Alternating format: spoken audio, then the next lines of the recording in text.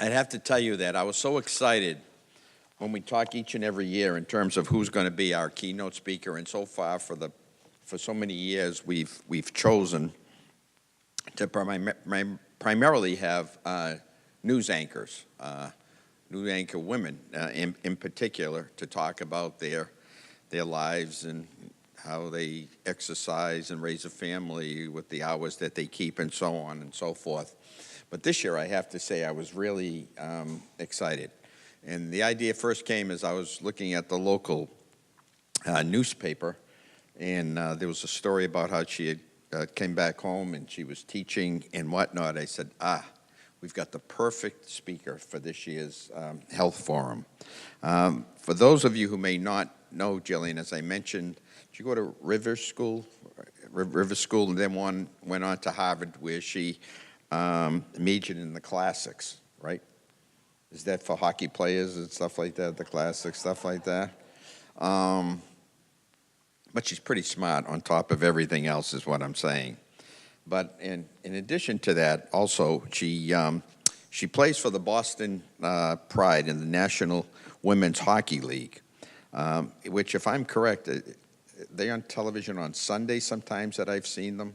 The Boston Pride, Saturdays and Sundays and whatnot, that I've seen you guys on. Not necessarily on Sundays, right? And some of you may now see some of the students, and you're not going to get any extra credit for being here tonight, by the way. Or maybe you are. I don't know. It depends on how she is. But in 2014, Jillian was named the league's Rookie of the Year, and she led all American-born players in scoring. Congratulations to you on that.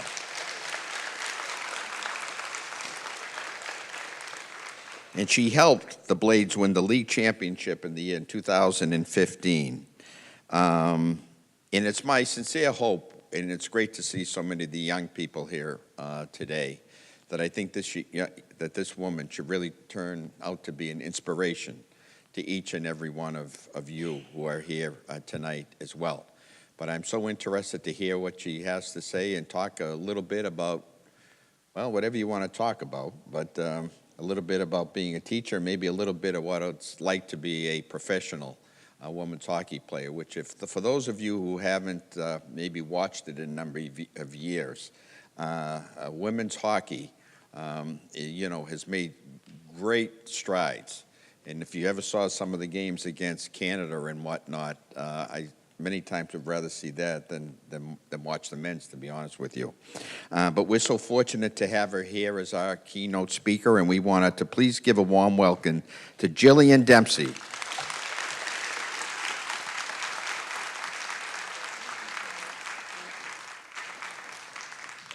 I just have a little clip that I'm going to start with.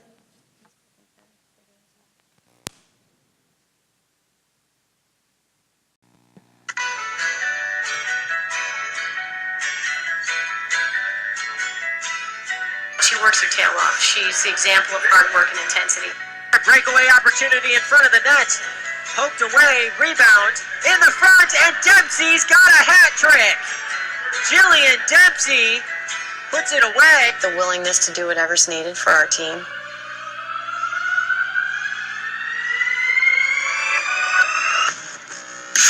I don't know anybody who hunts a puck down harder than she does. Now bouncing puck, side down low, and it's a goal for Jillian Dempsey. Everybody gets behind her, we're going to be in good shape. Couldn't control the rebound, and Dempsey fought down low, and eventually got it past the goaltender for a goal. She's leading, and she's leading with effort and enthusiasm and intensity.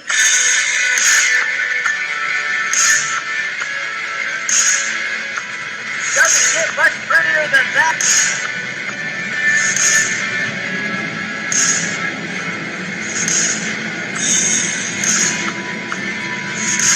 It's Jillian Dempsey yet again. Consistent. Rebound, they score! Our kids don't quit. Orphan's got the numbers. Let it go, and she scores! Nice pass there. Put ourselves in a position to win a national championship. And the Crimson are going to send the number 2 team in the country on a long bus ride back to Ithaca. New game tomorrow. We're ready to go. Ready to go. Ready to go. Ready to go. Ready to go.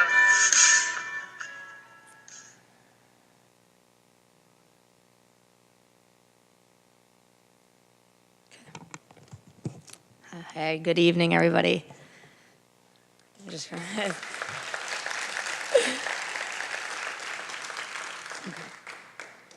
3, 2, 1. Oops, my shot missed the net wide. Rewind. That one doesn't count, I yelled to my younger brother Connor. 3, 2, 1. The imaginary buzzer sounds loudly just as I shoot the ball perfectly into the top corner of the street hockey net. I throw my stick and gloves into the air and celebrate like I've just won the Stanley Cup. I start singing Queen's We Are the Champions. Those were the days in my driveway when I was 6, 7, and 8 years old, acting out overtime heroics over and over again. I'd race home from the school bus stop, finish my homework, then lace up my rollerblades and hustle outside. We'd battle in that driveway until it was time for dinner, and even then we'd beg, 10 more minutes, please. On Sunday mornings, Dad would be up and at 'em, driving me and Connor to local rinks to spend hours coaching us on crossovers, stops and starts, skating strides, stick handling, shooting, you name it. We could never get enough, and there was nothing I enjoyed more. Fast forward to 6th grade, squeezed between my parents at Harvard's bright hockey arena in a red bleacher seat. I watched in awe as some of the world's greatest female hockey legends skated on the ice. I was a little girl who genuinely loved the game, every tiny detail of it. And in that moment, I decided Harvard hockey and the Olympics were my dreams, and I would do everything in my power to get there. Fast forward to March 2nd, 2013, my senior year at Harvard. Section 14, row D, seat 14, my jersey number. The same exact red bleacher seat that I sat in to prepare for every home game of my college career. My last pre-game self-pep talk in the rink I had called home for 4 seasons. I'd stare at the ice, mentally preparing, imagining scoring a hat trick, sliding to block an opposing defenseman's slap shot, being the hero and leading my team to a #1 ranking and championship. I'd sit there flooding my mind with all the possibilities that lay out on the ice. And then I found myself smiling. I did it. I was living my dream.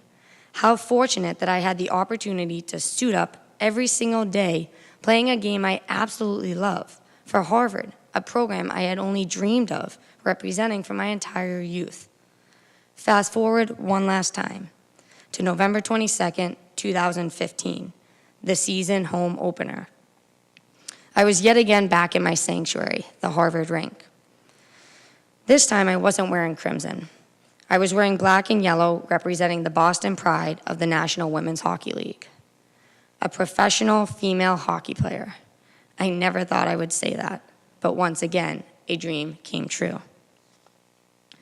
I'm here tonight to share my story and to hopefully leave you with a burning desire to chase your dreams, the same way I have been able to chase mine, with a full heart and an unrelenting will to try to live them. I'm the quotes kid on my team. I always have been.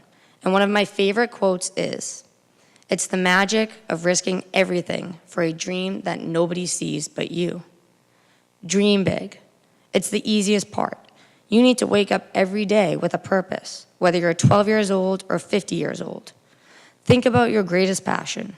Find it, envision it, then write it down to remind yourself what you're working toward daily until it becomes ingrained in your mind. Don't be afraid of failure or what other people might say. I guarantee you people will try to tell you it's unrealistic or you can't do it. Who cares? They don't matter. They won't be the ones waking up at 4 a.m. to beat the sunrise for training or during the long workday or at on-ice practice later that same night. They won't suffer through the pain and the muscle burn on the last rep of sprints or 400-pound sled pushes. They won't endure the grind and the gritty work that it takes to live a dream. Therefore, they definitely won't feel the exhilaration when you score a game-winning goal or make a great play. They won't feel the weight of the Isabel Cup as you lift it over your head and celebrate in a victory huddle with your teammates. So use their doubt as fuel. Prove them wrong. All that matters is what you want in your heart. Believe in it with everything you have and be prepared to make sacrifices and face adversity. The school social, a sleepover at your best friend's house, a Halloween-themed party, or when you're an adult, those wine nights with your friends or weekends at the beach. Enjoy all these moments. Be with the people you love, kick back, and have fun. But keep in mind there will be times, plenty of times, when you have to use my classic response and say, I can't, I have hockey. Sure, it's a bummer to turn down being with friends, but it's important to recognize when to choose rest and recovery, or when to stay in and focus on your school project or your English paper due at the end of next week. I probably wasn't considered the coolest kid around, and it may even be embarrassing to admit that my ideal weekend night involved a movie at home, a bowl of coffee ice cream with chocolate jimmies, and sleep. Lots of it. You can treat yourself here and there, which I do, but what you eat does affect your training and your health more than you'd expect. So maintain healthy eating habits and stay focused on proper nutrition. Of course, I enjoyed and loved hanging with my friends and doing whatever shenanigans we were up to. But I heard somewhere, don't give up what you want most for what you want in the moment. What I wanted most meant extra sessions in the weight room, shooting more buckets of pucks in my backyard, and being ready to go at 100% at every practice. It's never just another day of practice. It's more important than games. It's where you refine your skills, push the pace, and gain that extra edge over all the other players or people who wanted to take a break or sleep in. Work ethic isn't something that can be turned on and off. It must be consistent, and you must commit yourself to working hard day in and day out, to being relentless in the pursuit of what you want most, even if you don't feel like it sometimes. On those days where getting out of bed just feels harder, you need to grind. Rise above the laziness and complacency of being mediocre. Demand your drive and hunger for perfection and your will to improve with every exercise you do or drill you compete in. You can't decide when to try or to only give half-hearted effort. It needs to be in your blood, as consistent and reliable as breathing. Maybe that seems dramatic or silly to some of you, but I believe that showing up with your best effort and best attitude gives you the greatest chance to succeed. Whatever you have in your tank, give it. And do so with positivity and energy. I'm not saying block out everything else in your life. You will find a comfortable balance between sports, school, friends, and family. However, every day you decide to take it easy, somebody else is going hard and shooting more pucks or doing more chin-ups. And that somebody will beat you in a one-on-one battle. Preparation and confidence are everything. I've always found that my confidence and belief in myself stems from the countless extra hours I put in the weight room or on an open sheet of ice. Knowing I'm doing everything possible to become my best gives me the confidence that I need to raise my level of intensity and just play my style of hockey. The only thing that I can control is how hard I work. It's simple. Some players, some people may have more talent, might be bigger or stronger or smarter, but I can't grow 10 feet no matter how hard I try. I can't change my size or what I was born with or my raw intelligence. So you can bet that I will be the hardest worker and never give up. Why? Because as Babe Ruth put it, it's hard to beat the person who never gives up. Hustle and perseverance are guts. They can't be taught or coached, but they are just as valuable as pure skill, if not more. Here's the biggest secret of all. No matter how hard you work and how much you sacrifice, you will fail. Too many times to count. And it will hurt really bad, more than any pain you endure during training. Like I already mentioned earlier on, I had 2 dreams since age 12. Play Harvard hockey and win Olympic gold with Team USA. After my college hockey dream came to a close, the selective invite-only Olympic tryout was the next step for me to continue climbing my mountain to live my second dream. All the training I had done on and off the ice for the 4+ years, heck, for my entire life as a hockey player, prepared me to be in the best possible position to make the roster. Directly leading up to the tryout camp, I focused even more acutely on being physically and mentally ready to make it happen. And I was. I can honestly say that there isn't anything else I could have done to get me there. And I did well, really well. I perfected the little things and made sure to leave the ice after each practice and scrimmage being completely exhausted from giving all of me. Sometimes I get emotional when I get to this part of my story. I wish this was writer's workshop in my 5th grade classroom at the Cummings School, where I take a personal narrative and spice it up a little, maybe give it a surprise, perfect, happy ending. But life doesn't make it easy like that. I'll never forget the moment listening to Coach Stone read the 2014 Sochi Olympic roster. Brianna Decker, Megan Duggan. My whole world went black. I felt lightheaded. I felt empty. Everything seemed so distant, and I'm not even sure if I was breathing or existing at all. I knew Dempsey came after Decker and before Duggan. I was cut. That moment was failure. That moment was rejection and heartache. In an instant, it was all over.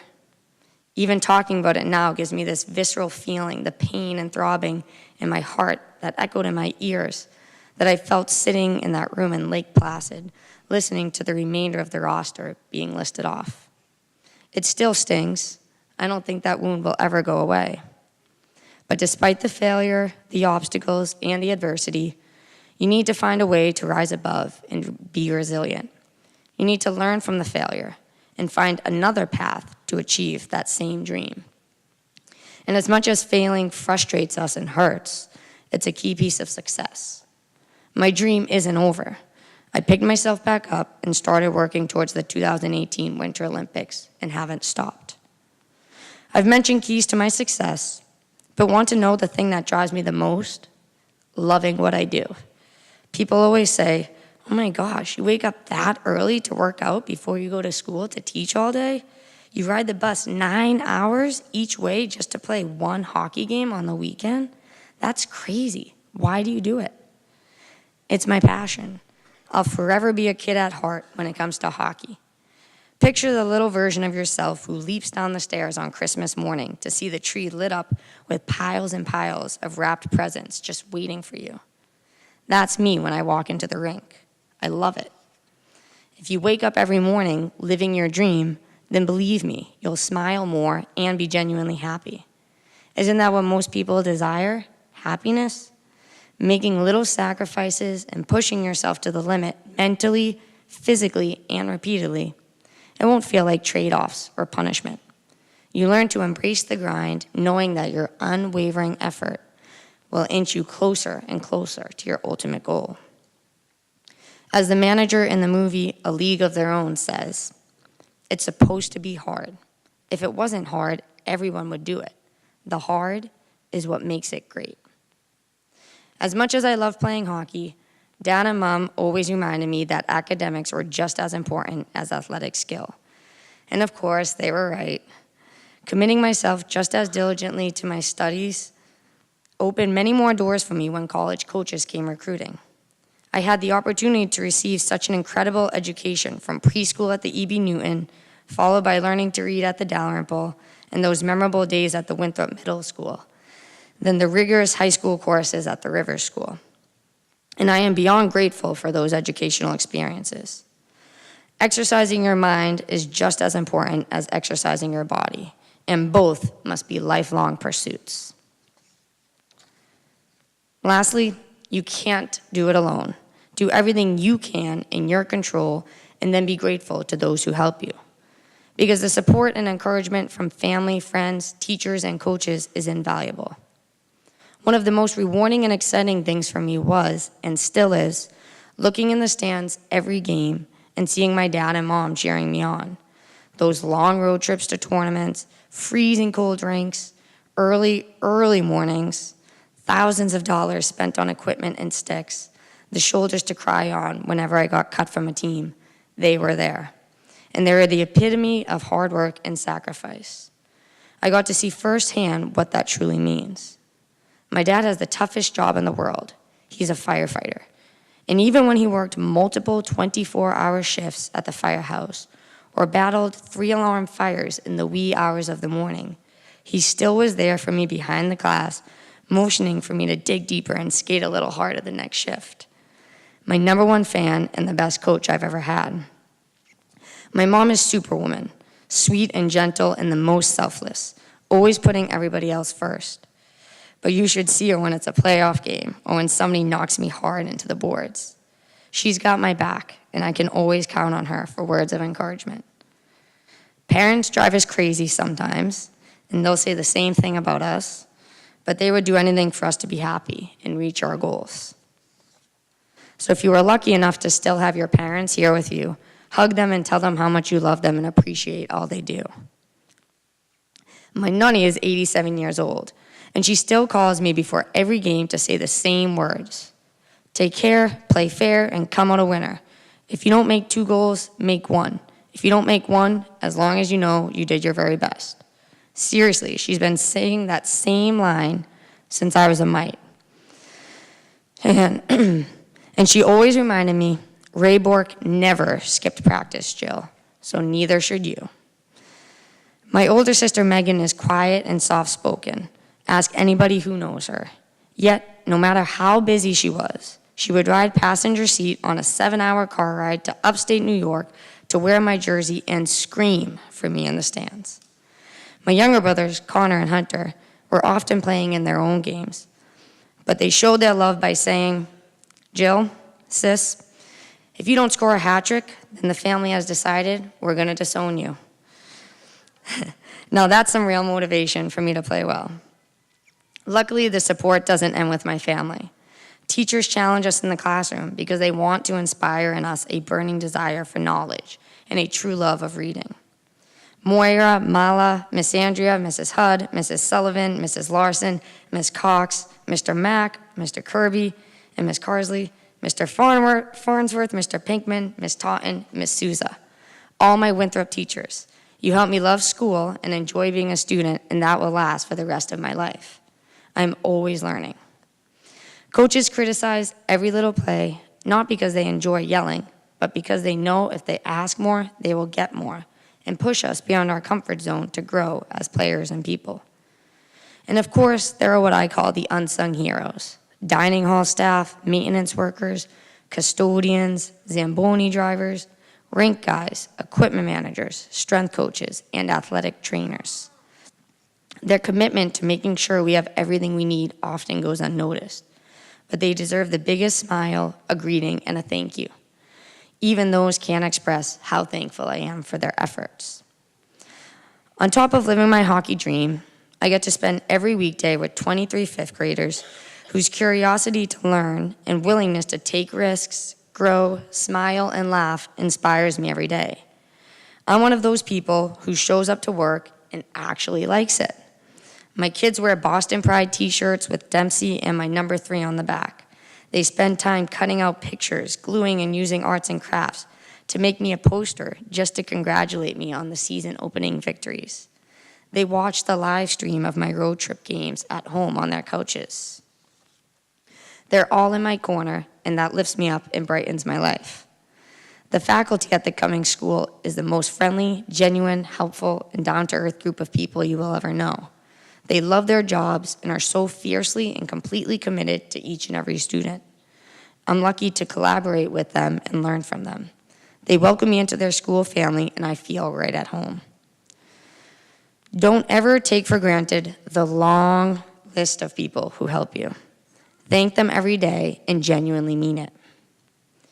Nothing I say here will determine your success and your destination in life. That's up to you. You might not dream about becoming a professional athlete like I did. Your dream might be to open your own business or become the head chef at a restaurant. Maybe you want to become a nurse or a doctor, or finally get your college degree, or lose those last 10 pounds. Whatever your dream is, no matter how big or small, the same principles apply. If you follow your heart, use people who doubt you as motivation, make sacrifices, always try to give 100%, show appreciation to everybody who has made your journey smoother in some way, and love what you do, I have a good feeling you will be successful. And if you don't achieve your greatest dream, I promise you won't regret trying to be the best person you can be in the process. I'll leave you with this quote and can say from experience that it rings true. Nobody said it would be easy. They just promised it'd be worth it. So stay true to yourself, imagine your dreams, pursue them, and live in the moments every step of the way. I want to thank Speaker of the House, Mr. DeLeo, Barbara Bishop, and the town of Winthrop for giving me the opportunity to speak to you tonight. I'm humbled by this honor. I'm proud to be from Winthrop and do my best to make you proud. Thank you. And I'm going to be sticking around to answer some questions if people have them. That's all. Thank you.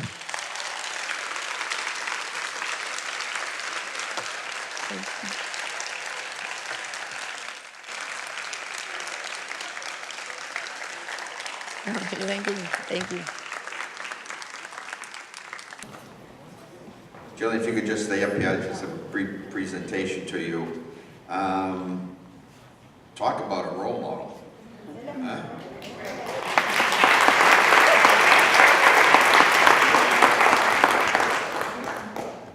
You have any time to write some of my speeches? No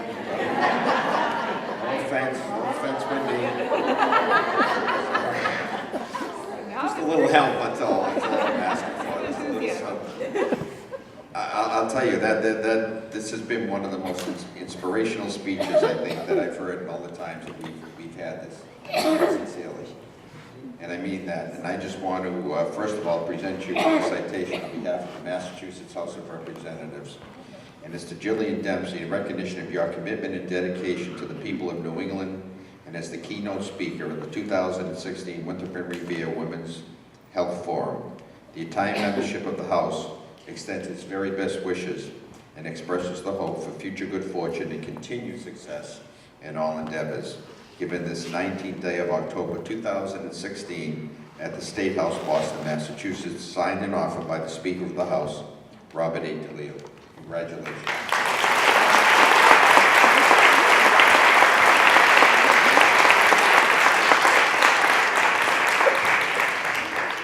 I don't know about you, but I plan on going to one of those games, by the way. I already got the schedule. Thank you for going online, since I don't know how to do it. Getting me